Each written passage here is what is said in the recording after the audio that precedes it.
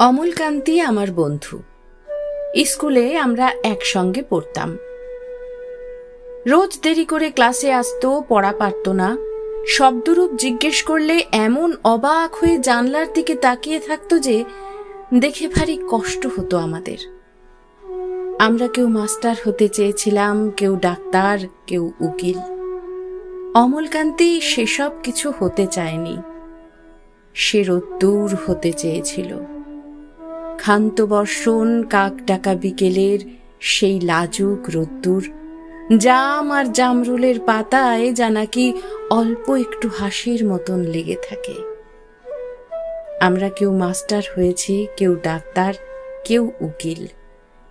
অমলকান্তি রোদ্দুর হতে পারেনি। সে এখন অন্ধকার একটা ছাপাখানায় কাজ করে।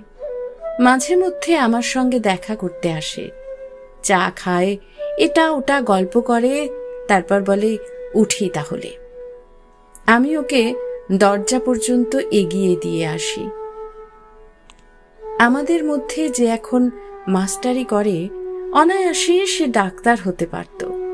যে ডাক্তার হতে চেয়েছিল, উকিল হলে তার এমন কিছু ক্ষতি হতো না। অথচ সকলেরই ইচ্ছে পূরণ হলো এক অমলকান্তি ছাড়া। অমলকান্তি রোদ্দুর হতে পারেনি। সেই অমলকান্তি রোদ্দুরের কথা ভাবতে ভাবতে ভাবতে ভাবতে যে একদিন রোদ্দুর হতে চেয়েছিল।